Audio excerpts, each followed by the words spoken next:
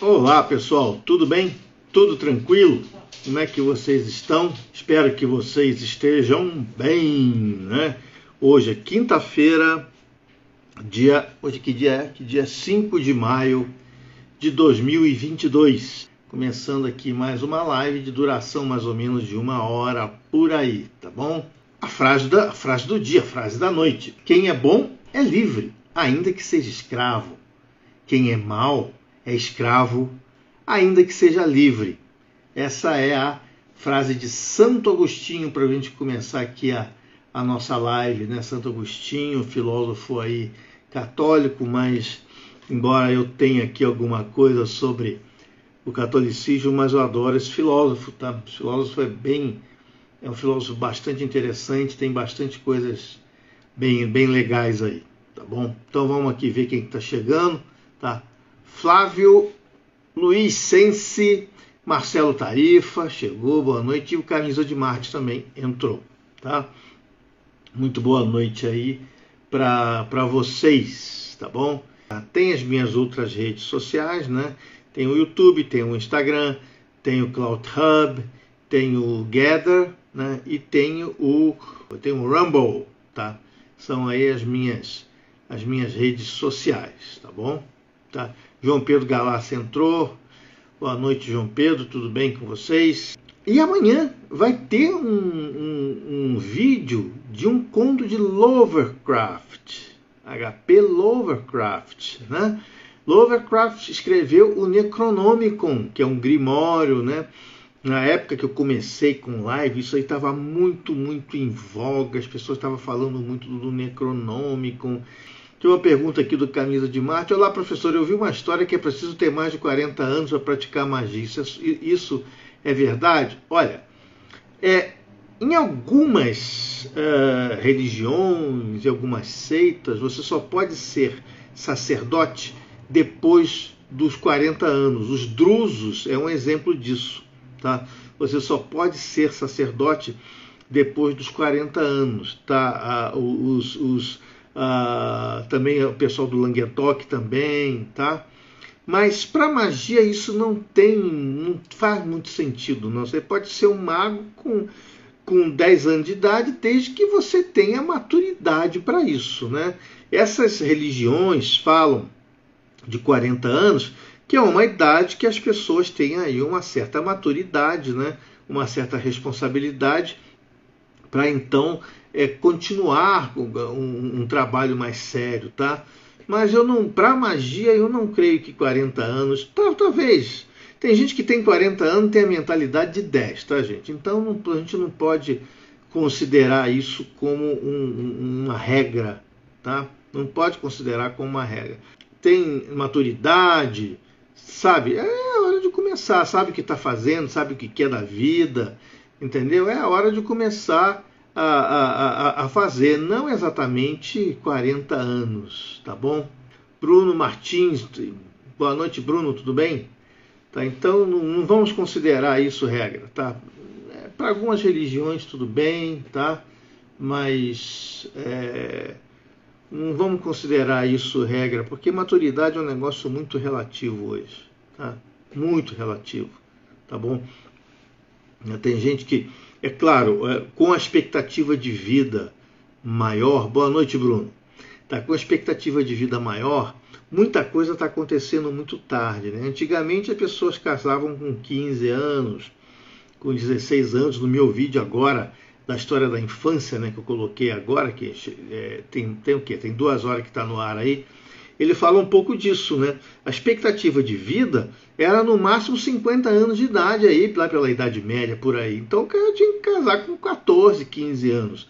Hoje a expectativa de vida mudou, então o cara com 30 anos ainda é considerado jovem. Professor, lá os egípcios, de onde eles vieram, o senhor acha que tem deve ser alienígenas? Não, querido, não, tá? Os egípcios foram um povo que foi criado exatamente como os outros povos. Começou como os outros povos. Começou com pequenas cidades, né? Com os nomos, começou a expandir, né? A gente tinha depois o Baixo Egito, o Alto Egito, depois foi unido o Baixo e o Alto Egito e se transformou nesse grande império que é o Egito, que foi o Egito, né? Tá? É um império que a gente tem uma maior conhecimento dele. A gente sabe tem ideia das grandes construções dele, porque eles construíram em pedra. E pedra, você sabe que pedra dura mais do que tijolo. A civilização babilônica, suméria, pode ter sido também uma civilização sensacional. Só que a gente não conseguiu achar tantos vestígios como a gente achou do Egito. Tá? Porque eles simplesmente construíram em pedras e também esconderam a tumba dos seus faraós. Isso é importante. Então tem muita tumba que a gente sabe que está intacta, porque foi muito bem escondida. E a maioria das tumbas que não foram escondidas, a gente sabe que foram todas aí violadas e roubadas, né? Um exemplo todo é a pirâmide de Quéops. Você entra na pirâmide de Quéops, você vê uma casca, porque não tem mais nada lá. Tem só a construção da pirâmide, né? E um resto ali da tumba do faraó, mais nada. Tá? O resto foi tudo saqueado, tudo roubado, infelizmente. Luke RZD entrou. João Pedro Galazzi, como surgiu a religião deles? Como outras religiões surgiram. Surgiram como, por exemplo, principalmente os deuses principais. A gente sabe, por exemplo, que Osíris foi possivelmente um dos reis lá do princípio do Egito, que são chamados faraós reis. Tá? Então, esse faraó ele passou a ser adorado e se transformou em Osíris.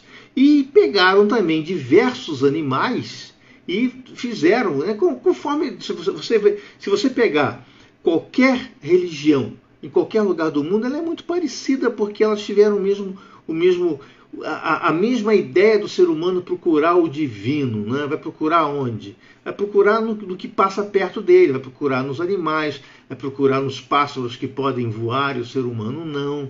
Tá bom, João Pedro? Tá, mas essa coisa de alienígena, infelizmente, tá, sabe, foi uma construção muito injusta com a humanidade, uma construção muito injusta com a capacidade do ser humano de realizar coisas, entendeu? Então a pirâmide de Quéops, ela foi uma realização extraordinária, tá? Principalmente na época em que não tinha, até as ferramentas, a melhor ferramenta que existia era feita de bronze, não existia idade do ferro. Então, foi uma construção feita com muita persistência, gente. Muita persistência. Levou muitos anos e muita gente. Uma outra dúvida que se tem é que os egípcios utilizaram mão de obra escrava. Isso hoje já está mudando essa ideia. Tá? Não, foi mais uma coisa de cidadania, de cooperar com o seu povo, com o seu país. Né? Segundo alguns, o faraó ele premiou as pessoas com desconto em imposto, com salário para as pessoas que construíam as pirâmides. Tá? E levaram aí diversas gerações para construir. Tá? A pirâmide não foi uma coisa construída de uma hora para outra. Tá? Levou muito tempo, muita gente deve ter morrido, né, na construção. Tá? Muita paciência. Primeiro que as pedras, se vocês notarem as pedras do lado de fora da pirâmide, eram pedras de calcário. O calcário ele é relativamente macio de se trabalhar. Internamente você vê granito rosa. Esse granito foi difícil. Tá? Esse granito eles devem ter gasto aí muito cinzel de bronze. Né? Então tem até uma teoria que fala que eles ficavam batendo ali o cinzel cegava, pegava outro, porque tinha uma pessoa do lado de cada um que esculpia só fazendo a fiação do cinzel. Você vê que é um negócio realmente de persistência, né? Aquela persistência de fazer o negócio. Então demorava-se muito. Tá? e usavam técnicas de construção que são usadas até hoje, né? Usavam aí, conheciam a alavanca, conheciam trigonometria, conheciam cálculos matemáticos, tá? Então os egípcios, a gente não pode atribuir isso a alienígena de forma nenhuma, tá bom? E outra coisa, a pirâmide, ela é uma construção tranquila de se construir, porque ela, pelo formato dela, pelo centro de gravidade dela, muito difícil ela ruir, né? Difícil é você construir um negócio comprido que tenha a tendência de ruir. Então você pode ver que em todas as civilizações, na maioria das civilizações, nos astecas, encontra a forma de pirâmide. Por quê? Porque ela é mais estável, não porque os alienígenas ensinaram, tá bom? Tá, essa coisa de alienígena, isso realmente bagunça muito o conceito de história, de como foi as civilizações. Tá? Eu falo sempre para vocês, eu não creio na existência de alienígena. Tá bom? Existe, porque não é possível que não exista com um universo desse tamanho. Mas que chegou até aqui, fez tudo isso, eu acho bem difícil. Bem difícil. Tá bom?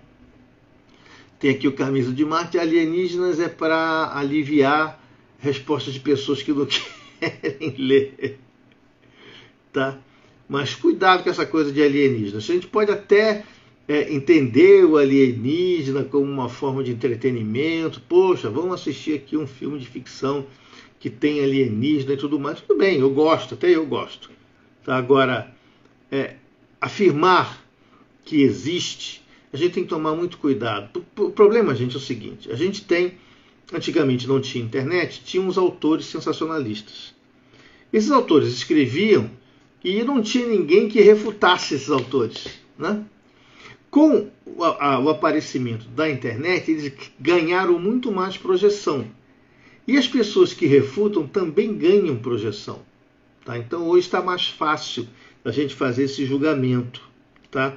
O problema é que a gente não pode pegar uma coisa que é entretenimento e transformar isso em verdade, né? Como foi o caso do Dan Brown, por exemplo, né? que é uma obra de entretenimento e foi transformada aí numa coisa que deu trabalho para muita gente e deu dinheiro para muita gente também. Tá bom? Então, é saber separar o entretenimento, tá, do que é realmente real, tá, gente? Tá? Então, a religião egípcia, ela começou de forma igualzinha às outras religiões da Suméria, né? Olhando para as estrelas, olhando o sol, adorando as estrelas, adorando o sol, ou seja, adorando tudo aquilo que eles não conheciam, né? Inclusive o próprio conceito de Lúcifer nasceu de uma estrela, gente. Tá? Nasceu de uma estrela, né? A estrela da manhã, a estrela d'alva, que hoje é o planeta Vênus. Professor, é verdade que perdemos muito conhecimento com a queima da Biblioteca de Alexandria? Sim, foi um grande retrocesso a queima dessa biblioteca, tá? Um grande retrocesso, muita coisa da ciência antiga, da medicina antiga, de conhecimentos antigos foram perdidos de forma irreversível com a queima da Biblioteca de Alexandria. Tá? Perdeu-se muito conhecimento. Tá?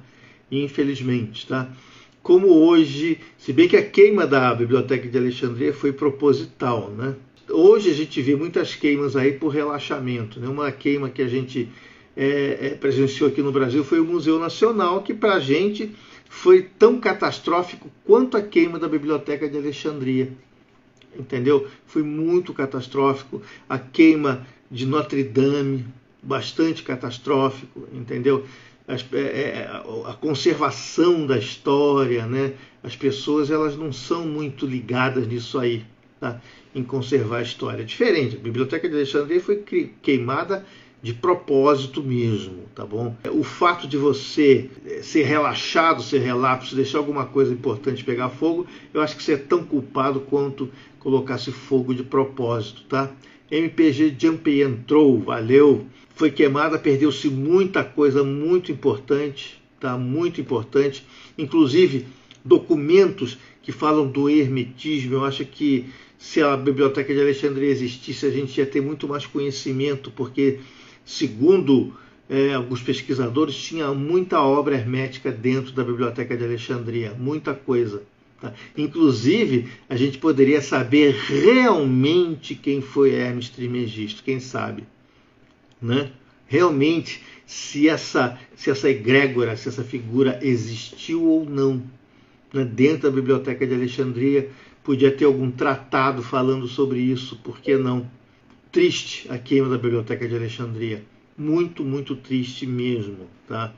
Mas o ser humano é assim, né? O ser humano, ele é predador, tá? E o ser humano é bastante... Tem uma passagem no livro Sapiens, né? Que é um livro muito conhecido aí de antropologia, que fala que desde quando o Homo sapiens entrou na Terra, começou a andar sobre a Terra, muita coisa foi destruída.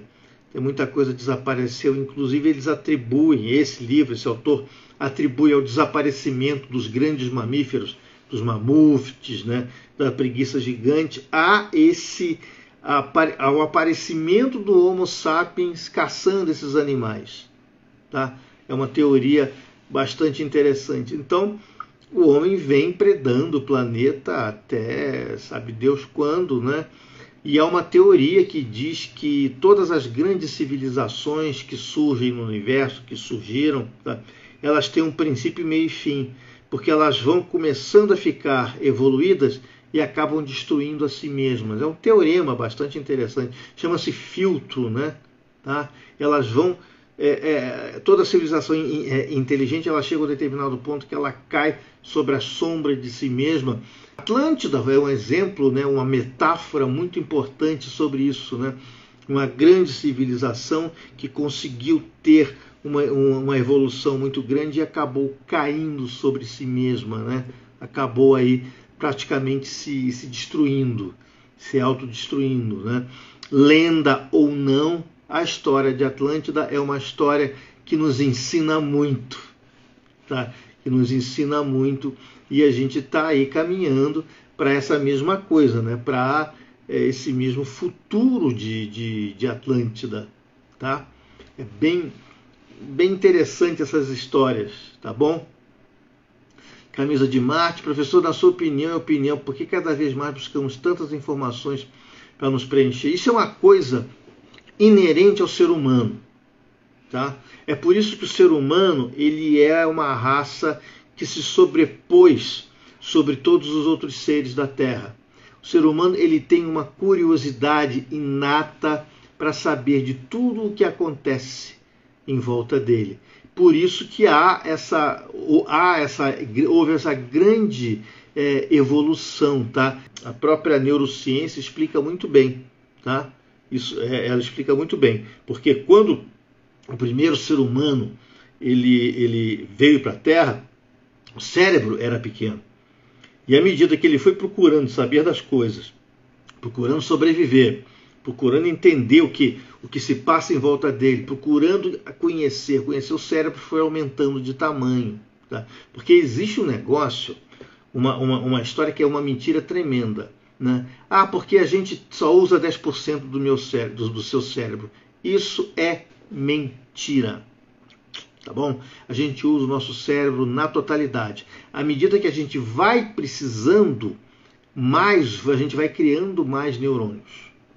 Tá? Então o cérebro, ele se expande e se contrai de acordo com a sua curiosidade, né, com a sua inteligência. Então o cérebro é como se fosse um músculo. Se você exercita o músculo cresce. O cérebro é a mesma coisa, tá? O cérebro não pode se atrofiar. Você não pode atrofiar seu cérebro, tá? Você tem que estar sempre lendo um livro, tá? Lendo esses contos que eu coloco aqui no canal. É tudo, gente, para incentivar a leitura, tá? Porque a internet, embora a internet tenha milhões de informações, você encontra com tanta facilidade que isso acaba tirando essa curiosidade e o cérebro para de se exercitar, tá? Então o cérebro precisa de exercício, tá? E toda essa coisa da gente procurar conhecimento, procurar tudo questão de sobrevivência.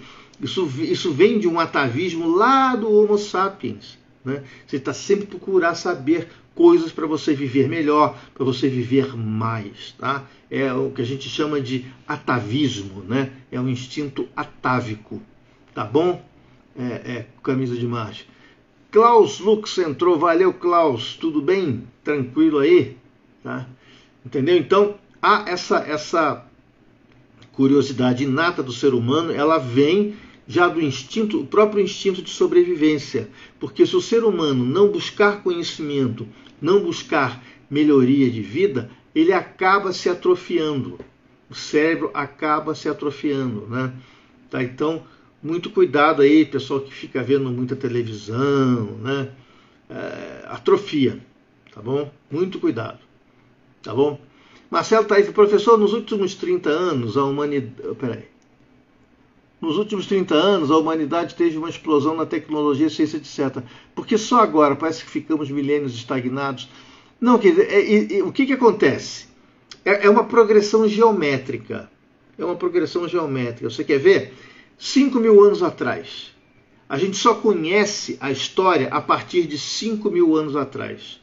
O ser humano existe há muito mais tempo. Mas por que a gente só conhece a história há 5.000 anos atrás? Com a invenção da escrita. A escrita é que ela detonou um progresso muito grande e as coisas começaram a progredir mais rápido. Não tão rápido como tem hoje. Mas aí chegou lá, nós vamos pegar aqui a Revolução Industrial. A Revolução Industrial, até ali a humanidade estava meio estagnada, carroça puxada por cavalo, né? Houve a Revolução Industrial, pá, deu outro pico de crescimento, tá? Outra vez a humanidade cresceu e começou a estagnar de novo. Aí veio a descoberta da energia nuclear, outro pico, tá? A humanidade cresceu, mas se estagnou de novo. Então, todas as vezes, ciclicamente, a humanidade ela tem picos de crescimento, né? O pico de crescimento mais importante que a gente conheceu é a invenção da internet. É aquele pico de crescimento. Mas se não aparecer mais nada de novo, a gente vai continuar estagnado. Tem sempre que ter um pico. E normalmente, por incrível que pareça, são as guerras que provocam isso, não é isso? Tá? É uma série de coisas. Então, existem determinadas coisas, por exemplo, a invenção da roda. A humanidade antes da roda não era nada. Inventou a roda, deu um baita de um crescimento. Aí estagnou, sabe? Tudo, são picos, tá? Picos de crescimento. Tá bom, querido? Marcelo Tarifa. Camisa de Marte. Professor, eu ouvi uma história de que Jesus Cristo ou seus seguidores, estou muito mais gente do que o próprio diabo. Peraí. Os seus seguidores, mas estou muito mais gente que o próprio diabo. Que o diabo só matou 10 pessoas a mão de Deus. É verdade? Bom, vamos lá. Vamos partir aqui do começo. Em existindo Jesus Cristo, em existindo Deus, em existindo o diabo, tá? Com essas três hipóteses, tá? Então vamos pensar. O que é o diabo? O diabo foi algo criado pela religião para ter um inimigo. Porque não adianta você ter uma religião sem ter um inimigo para lutar, né? A Guerra das Malvinas é um grande exemplo, né? O regime militar estava caindo e eles arranjaram um inimigo para unir a Argentina de novo. Tá? Então você tem sempre que ter um inimigo para aglutinar o povo, né? Você vai numa igreja evangélica, quem é o inimigo? É o demônio, é o diabo, é Satanás, é Lúcifer, é o inimigo. Você tem que estar aqui comigo porque eu vou te proteger do inimigo. Tá? Então o diabo, ele é o inimigo. Tá? Agora, essa história de que o diabo só matou 10 pessoas, amando de Deus, né? Aí são vertentes, né? Que tem uma vertente que diz que realmente o diabo ele continua servindo a Deus. E é mesmo, porque de acordo com as religiões, quem é que é o cara que manda em tudo? que criou o mundo inteiro. Se ele criou o universo inteiro, ele também criou o diabo. Ele não vai criar um inimigo para ele. Ele vai criar alguém para obedecer a ele, que Deus não é burro. Entendeu? Deus não vai sair criando inimigo para dar trabalho para ele, né? Então ele criou o diabo como um servo. Então, se você olhar dentro, aí partindo da hipótese que tudo isso existe, tá, Camila de Mar? Partindo dessa hipótese, sim, tá? O diabo pode ser um servo de Deus, sim, tá? Para punir, né? Para fazer aí coisas, porque não é ele que manda no inferno. E quem é que vai para o inferno? Aquelas pessoas que Deus pune, que vão contra Deus, que vão contra esse Deus demiúrgico, né? Esse Deus aí que é mais humano do que outra coisa, né? Não rezou para ele, se ferra. Tem que rezar para ele, tem que fazer oferta para ele, tem que acender vela para ele, senão você vai para o inferno e ele manda. Quem é que cuida do inferno? É o diabo. O diabo é o gerente do setor de punição da empresa de Deus, vamos dizer assim, tá bom, Camisa de Marte? Partindo desse princípio, partindo de uma lógica de raciocínio, sim, o diabo, ele segue as ordens de Deus. Agora, só matou 10 pessoas, isso aí não, tá, tem que ver de onde é que é a fonte disso aí, tá bom, Camisa de Marte? Mas o diabo foi uma criação, né? Foi uma criação de Deus. Tá? Uma criação do próprio Deus. Se Deus criou o universo todo, ele criou o diabo. Entendeu? Agora, na realidade, o diabo ele é uma arma das religiões, falando aqui mais para o lado antropológico, né? Ele é uma arma das religiões, ele é um inimigo, ele é aquela pessoa que você tem que lutar contra, né? Para poder você buscar proteção na religião. Porque o que as igrejas evangélicas dizem? Só comigo, só aqui na minha igreja, você vai ter proteção contra aquele inimigo maldoso, maldito, que só prejudica você. Né? Aí o que acontece? A pessoa acredita e passa a fazer parte da religião dele. Tá bom? Então, o diabo é mais uma criação religiosa do que qualquer outra coisa. Embora a gente saiba que hoje tem muitas igrejas satânicas e tudo mais, mas isso é outro desdobramento que se deu com a criação aí do diabo, né? Tem um vídeo meu que é Introdução à Magia, o Bem e o Mal, Aleister Crowley, está ali no meu canal, procura lá que você vai ver como surgiu essa coisa do diabo, né? Essa coisa do outro lado, né? Como surgiu o bem e como surgiu o mal. Bem e mal são as duas coisas mais relativas que existem no mundo. Tá? Você pode criar o bem, criar o mal, e você pode mudar, você pode transformar o bem em mal a bel prazer. Tá? A bel prazer. Ele pode ser, o bem pode ser transformado em mal. Tá? O bem pode ser transformado em mal de qualquer jeito. É o que as religiões tentam fazer, tá? Pegar o bem e transformar bem em mal, relativizar para que isso sirva para eles. Também vertentes políticas fazem essa mesma coisa, né? Demonizam as coisas, relativizam para que as pessoas passam a seguir, tá bom? Passam a seguir, né? Então, é mais o bem e o mal, o diabo, Deus, é tudo criação humana, né? É tudo criação humana, tá? O diabo aliado a tudo aquilo que é ruim, que prejudica, tá? E que a gente sabe que é criação de Deus. Isso mata qualquer religioso, tá? Você está sendo pro lado do diabo, entendeu? Você fala assim, mas quem criou o diabo? Quem é que criou o diabo? Quem é que criou tudo que existe nesse mundo? É Deus.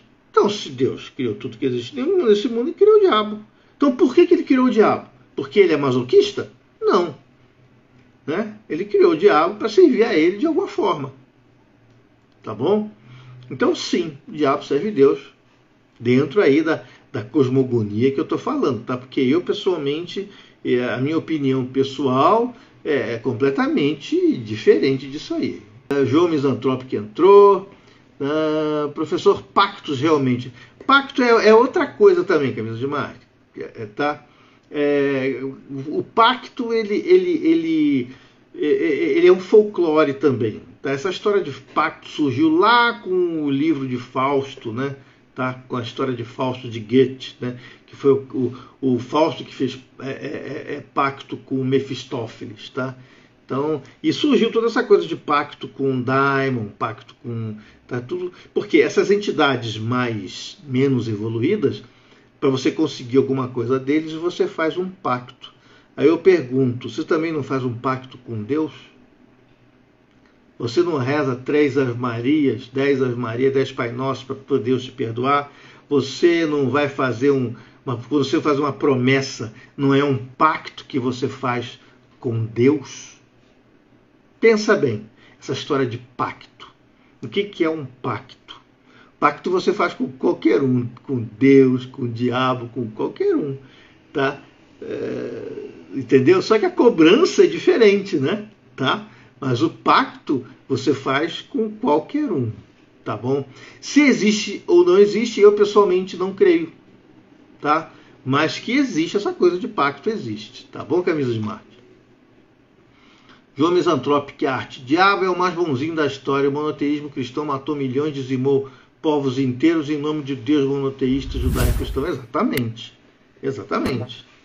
Tá? Então, né, quem que é mais diabólico nessa história toda? Né? Na realidade, tudo isso não passa de uma luta pelo poder. Né? A luta pelo poder. Entendeu? Então, Deus e o diabo foi criado para isso. A minha concepção de Deus e diabo é mais um yin e yang, né? Ali são duas coisas, duas forças que se completam, né? O yin e yang se completam. Então Deus e o diabo se completam. É o polo positivo e o polo negativo. Tá? Tem que ter os dois. Se não tiver os dois, como é que você vai ter noção?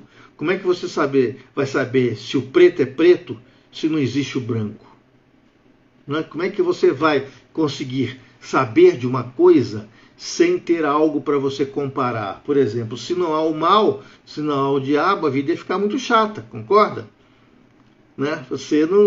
A vida ia ficar muito, você não ia ter desafio na sua vida, tá bom? Então o mal, o diabo, o mal, ele tem vantagens sobre isso, né? Até vantagem, nos ajuda a crescer, né? Porque as dificuldades, elas não são colocadas por acaso, né? As dificuldades são sempre criadas para que a gente cresça, para que a gente amadureça, para que a gente saiba sair das situações complicadas. Tá? A dificuldade, ela pode ser considerada um aprendizado. Por que não? Tá? Ela pode ser considerada algo colocado para a gente aqui, para a gente aprender a se virar. Porque você, sem a dificuldade, você fica indolente. Entendeu? Você quer ver uma coisa? Deixa de fazer exercício. Para de fazer exercício. O teu organismo, ele definha completamente. Definha completamente. Você tem que estar sempre pondo à prova o teu organismo, sempre pondo dificuldade no teu organismo, para que o teu organismo consiga crescer. Então, o mal, né, existe para você crescer, né? Eu não gosto de fazer exercício. Eu não gosto. Detesto fazer exercício. Mas o meu médico fala assim, ou você faz exercício ou você morre. Porque o teu organismo vai definhar e você vai morrer. Eu já sou cardíaco, já tenho um monte de coisa, eu vou ter que fazer exercício. Eu gosto? Não. Tá? Mas é um mal, né, necessário. Um mal necessário. Tá? Então, o mal, ele é necessário. O diabo, ele é necessário. Tá bom? Ele é necessário para a gente conseguir distinguir uma coisa da outra, né? Se você não houver as cores, como é que você vai distinguir uma da outra, né? Se o mundo fosse só preto, né? Como é que você ia enxergar? Se o mundo fosse só branco, como é que você ia enxergar? Então tem que ter sempre ali o que eu chamo de ordem versus caos, né? Tá? Não lidando o caos como algo ruim, né? O caos, ele tem que existir, né? E a ordem tem que existir, né? O caos existe para controlar a ordem e a ordem existe para controlar o caos. Então, são forças que têm que estar sempre em equilíbrio, tá bom? Então, conforme o João Misantrópico falou, né, o diabo aí é o mais bonzinho da história, né? Porque em nome de Deus foram feitas muito mais atrocidades do que em nome do diabo. O suposto mal nem sempre é mal mesmo, porque não se faz justiça com flores. O mal é necessário para se fazer justiça. Exatamente. Exatamente. Aí o mal deixa de ser mal, né? Tá? Por isso, você quer ver uma coisa interessante, que eu sempre uso isso como exemplo? É proibido matar. Você não pode matar ninguém. Se você matar, você vai preso e é condenado. Tá bom? Agora, vai para a guerra, né, e deixa de matar. Você é condenado por covardia, por deserção, porque você deixou de matar. Você é até fuzilado. Então, uma hora, o mal é o mal. A outra hora, o mal transforma em bem. Não é isso? Tá? E, de repente, ele volta. Tem até história de muita gente que lutou nas guerras e volta com um instinto assassino, porque a cabeça dele está tão voltada para a destruição. Você volta e agora isso aqui já não é mais assim? Tá bom, entendeu? O cara fica completamente pirado, tá bom? Camisa de Mar, professor, conhece alguma história bíblica que realmente é verdade comprovada? Não, tá? Isso aí é realmente uma busca que eu tenho feito durante muito tempo, né? E muitas pessoas buscam provas da Bíblia. Eu li um livro uma vez chamado A Bíblia Disse a Verdade, de um autor chamado Charles Marston. Um livro muito antigo. Eu li esse livro, eu tinha 12, 13 anos, que foi de um arqueólogo que começou a fazer escavações para tentar provar a veracidade da Bíblia. Tá? Então você olha, né, as forçações dele, fala assim, putz, isso aqui tudo é forçação. Por isso que eu digo que historiador não pode ter religião, né? Tá? Não tem como ter religião, tá? Mas assim, não, eu não conheço nenhuma história da Bíblia que realmente fosse verdade comprovada, tá bom? Não conheço, tá? Infelizmente. Bem que poderia ter, tá? Mas eu não conheço. Existem alguns personagens mencionados que existiram. O rei Herodes existiu, tá? Existem alguns personagens ali que realmente tem prova da existência, tá? Tem prova que existiu, mas nem todos, tá bom? Nem todos, tá bom? João Misantrópico, que arte, exato, é isso aí, querido, tá? Então, se você for, por exemplo, para Israel, né, eu tenho um mapa aqui atrás, aquele mapa que está ali, ele é um mapa que eu trouxe de Israel, que tem o mapa da Palestina antiga e todos os pontos onde aconteceram os eventos bíblicos. Está ali, está tudo marcado. Tá? Salmo tal, versículo tal, todos os pontos que marcaram ali. Você vai nesses lugares, você não encontra nada. Primeiro que levou muito tempo, né? Levou muito tempo também. Tá? Não dá para ter muito vestígio. Tá bom?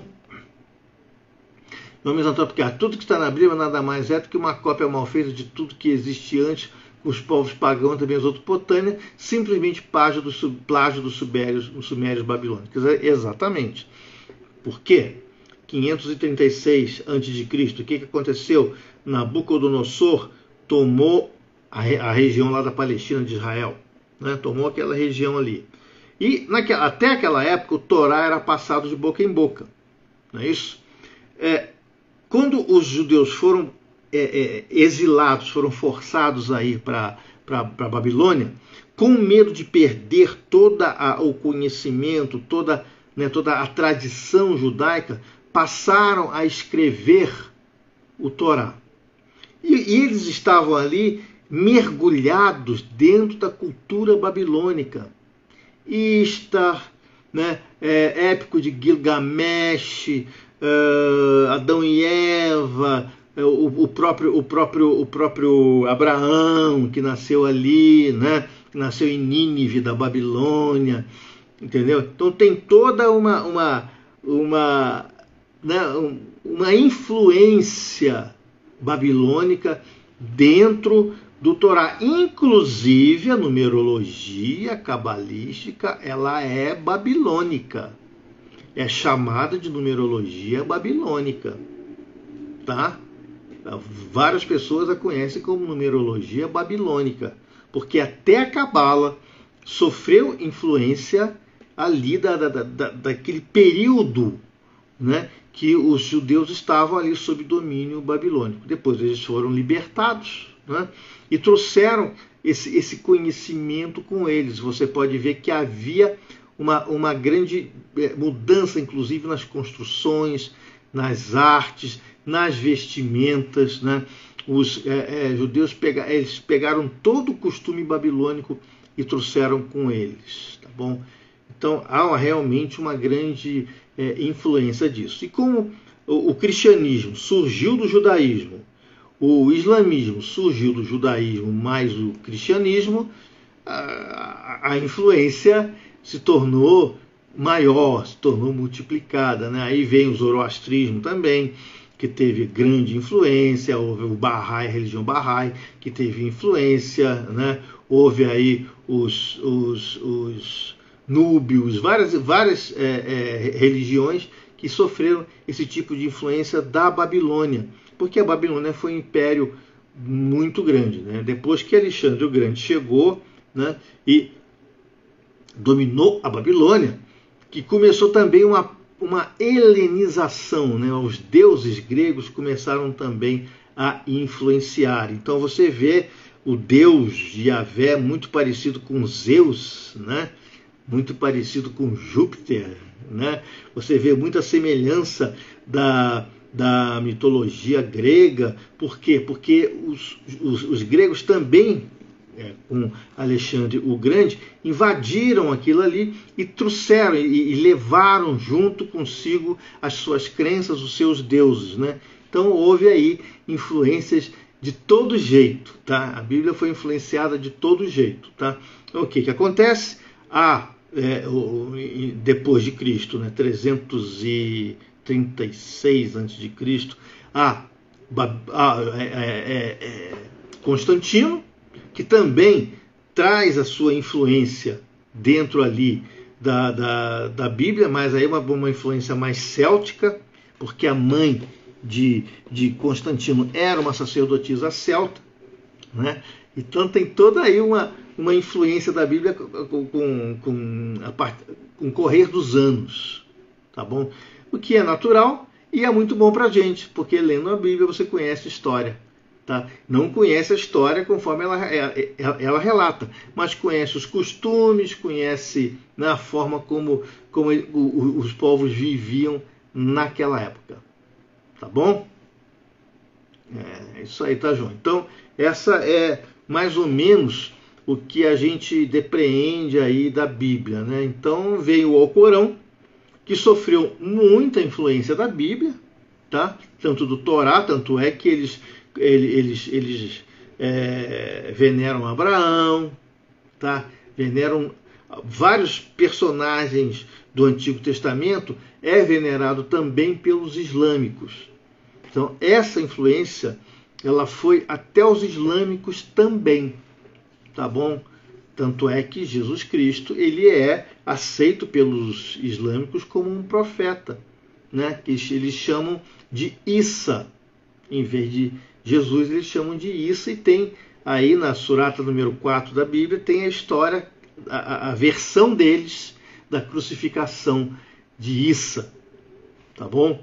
Então, o estudo de religião, gente, é um negócio sensacional, mas você olhando pelo lado antropológico, tá? Você comparando uma coisa com outra, quem influenciou quem, tá? Então, a forma das religiões serem muito parecidas é porque povos dominaram povos, né? Povos dominaram povos e sofreram essa influência. Você vê, por exemplo, Roma. Roma, depois que tomou a Grécia, o que aconteceu? Assumiu os deuses da Grécia. Só que mudou de nome, né? Júpiter passa a ser Zeus, Zeus passa a ser Júpiter, que mais? Tem vários deuses mudam de nome, entendeu? Tá? E Vênus, né? Afrodite, Vênus, não é isso? Tá? Passa a mudar de nome, mas eles veneram os mesmos deuses gregos. Tá? Esse foi o único exemplo ao contrário, né? O dominante assumiu a cultura do dominado. Tá? Camila de Marte, professor, você acredita na força do querer? Sim, acredito com todas as forças. Querendo, você consegue. Tá? Querendo, você consegue. Mas há uma grande diferença do querer. O querer e não fazer nada é uma coisa. Isso não é querer. O querer e se esforçar para ter, esse é o verdadeiro querer. Tá? Você tendo vontade, se esforçando. O que os grandes sacerdotes dizem, por exemplo, da Goécia, por exemplo? Eles falam o seguinte: os materiais da Goécia, eles têm que ser feitos por você. Por quê? Você coloca o teu querer naquele objeto, você coloca a tua vontade naquele objeto. E esse objeto vai ser muito mais poderoso que um objeto comprado na loja. Então, a vontade, o poder da vontade, ele está impregnado em todas as religiões e em todas as filosofias, tá? Então o querer, Camisa de Marte, tem muita força, tá bom?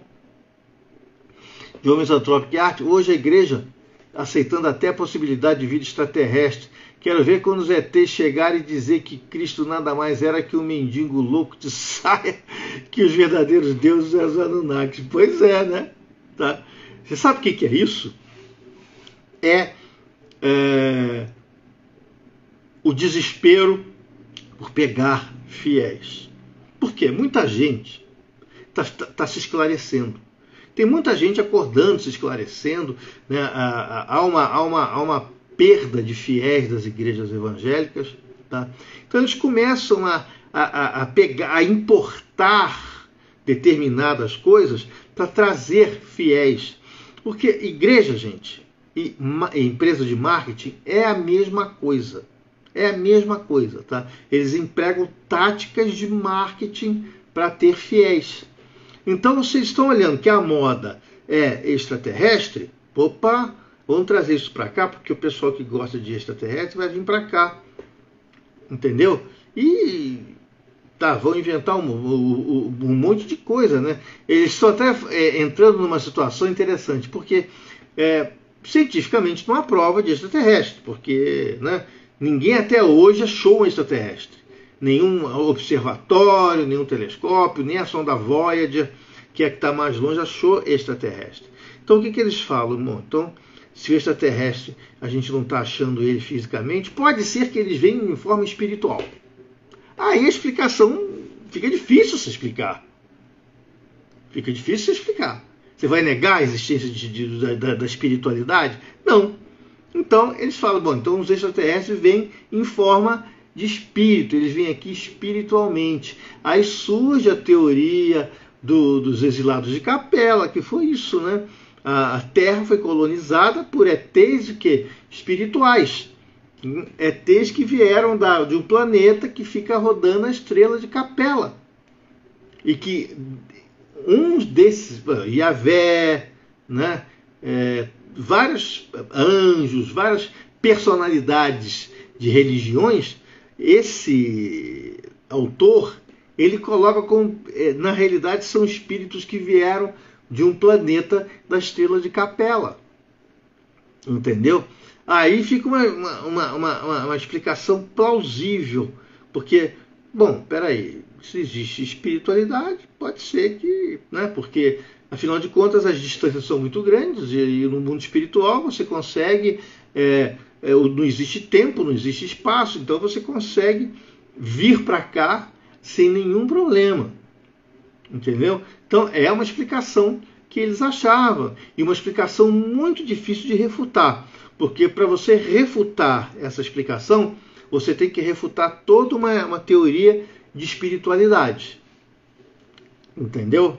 Tem que refutar toda aí uma história de que então não existe espírito, então. Peraí, então, mas espírito não existe, então não existe ET. Entendeu?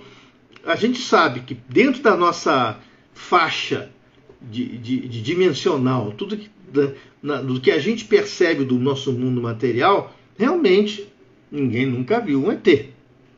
Tá bom? Agora, dentro da faixa espiritual, um médium, ele pode dizer que viu o ET. E como é que você vai chegar perto dele e falar assim, não, você está falando mentira? Como é que você vai fazer? Entendeu? Tá? E pode ocorrer, as religiões, elas criam bases que são bases um pouco, hoje em dia, as religiões elas têm que se adaptar muito, porque criam-se bases muito frágeis. Né? Tem um filme muito antigo, que eu falo muito em live, que o filme chama-se O Corpo, é com Antônio Bandeiras. Esse filme fala que descobriram em Jerusalém um esqueleto que pode ter sido o esqueleto de Jesus Cristo. A igreja entrou em polvorosa, porque o principal dogma da igreja qual é? Jesus Cristo ressuscitou e foi para o céu. Não tem mais vestígio de Jesus Cristo aqui na terra.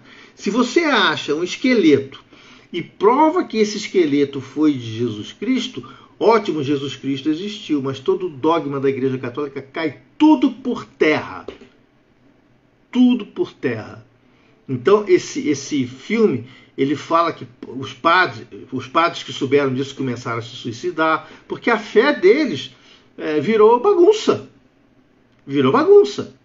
Então, a igreja está começando a se adaptar. Né? Mas a Igreja Católica, que é uma instituição milenar, ela demora a se adaptar, porque é toda uma base construída há milhares de anos. Uma igreja pentecostal é muito mais fácil mudar, porque ela é muito mais nova. Ela é fácil, o cara muda lá rapidinho.